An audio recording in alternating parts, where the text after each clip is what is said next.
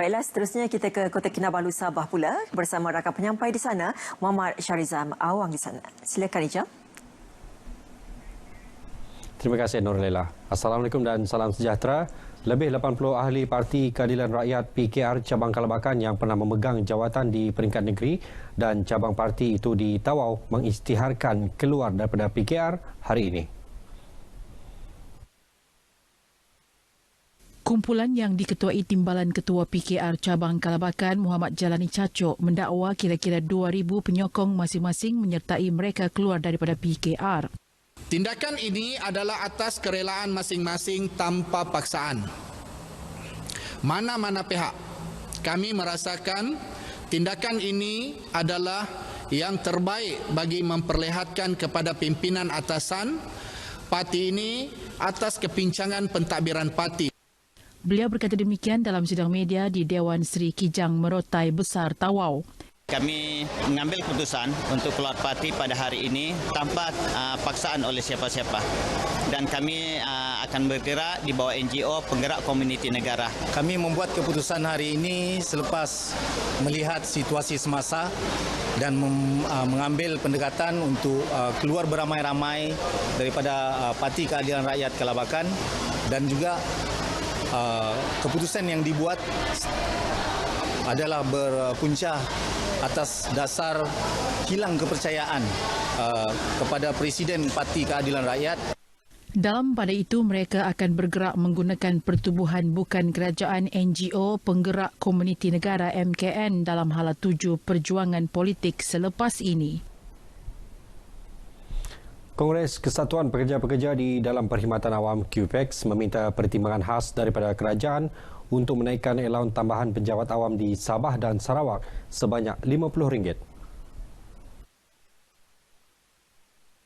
Menurut Presiden QPEX Adnan Mat, alaun bantuan sara hidup kolab penjawat awam di Semenanjung telah dinaikkan sebanyak RM50 dan ini adalah untuk kesamarataan bagi penjawat awam di Sabah dan Sarawak.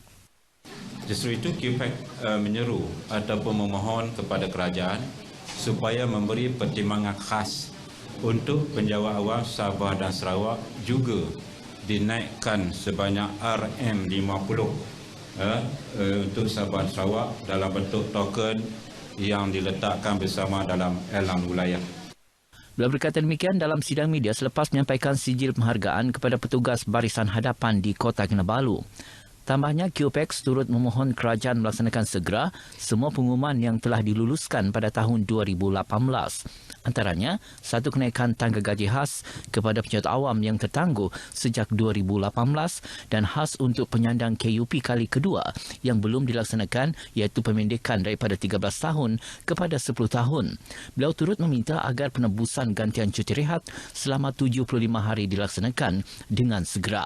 Antara jabatan yang mendapat sijil penghargaan daripada QPEX ialah Jabatan Kesihatan Negeri Sabah, Polis Raja Malaysia PDRM, Jabatan Pertanian, Jabatan Pendidikan dan Kesatuan-Kesatuan Gabungan di bawah QPEX di Sabah. Susulan 5 sekeluarga yang terkorban dalam kebakaran di Kampung Bin Suluk membakut pada 1 Syawal lepas, Jabatan Perdana Menteri Hal Ehwal Islam melalui program prihatin akan memastikan keluarga tersebut mempunyai kediaman untuk didiami kelak. Timbalan Menteri di Jabatan Perdana Menteri Al-Ehwal Islam Ustaz Ahmad Marzuk Syarih memberitahu perkara berkenaan akan dibincangkan dengan Wakil Kawasan Parlimen agar ia dapat disegerakan. Selain daripada sumbangan yang kita berikan, kita juga akan pastikan bahawa beliau ada tempat untuk berteduh bersama dengan 4 orang lagi anaknya. Dan ini adalah sebahagian daripada program prihatin kita peringkat Jabatan Perdana Menteri Hal Ehwal Agama untuk mengambil tahu dan mengambil cakna tentang kesusahan rakyat di seluruh negara. Beliau berkata demikian kepada RTM di Kampung Sungai Damit Bengawan dalam satu majlis penyerahan bantuan tunai kepada Osman Ali iaitu wakil keluarga yang terlibat dalam tragedi kebakaran berkenaan. Osman menerima bantuan tunai sebanyak RM7,000 daripada Jabatan Kemajuan Islam Malaysia JAKIM, Yayasan Dakwah Islamiyah Malaysia YADIM dan Yayasan Pembangunan Ekonomi Islam Malaysia YAPIM. Pelbagai pihak terus prihatin menyampaikan bantuan kepada golongan memerlukan di negeri ini. Di Keningau, program ziarah kebajikan dilaksanakan para pemimpin politik dari komponen Parti Perikatan Nasional PN bagi mengurangkan beban golongan berkenaan. Dalam program ini, seorang warga emas orang kurang upaya OKU, Nasia Gantakis, 75 tahun, yang terlantar sakit sejak 2 tahun lalu di Kampung Marapung, Keningau, menerima bantuan peralatan perubatan iaitu katil bernilai hampir RM4,000, wang tunai dan barangan makanan. Manakala seorang lagi iaitu Samrin Ali, 54 tahun, merupakan bekas pekerja pengawal keselamatan yang menetap di Kampung Bayangan, Keningau yang menderita penyakit kulit turut menerima bantuan makanan dan wang tunai.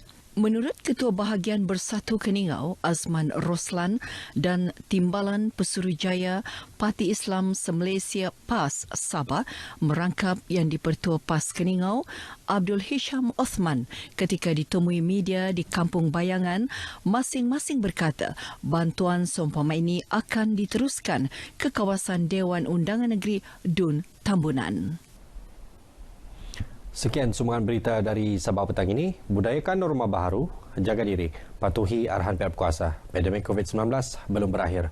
Kembali ke Angkasa Puri, silakan Nurlela. Baik Ijan, terima kasih.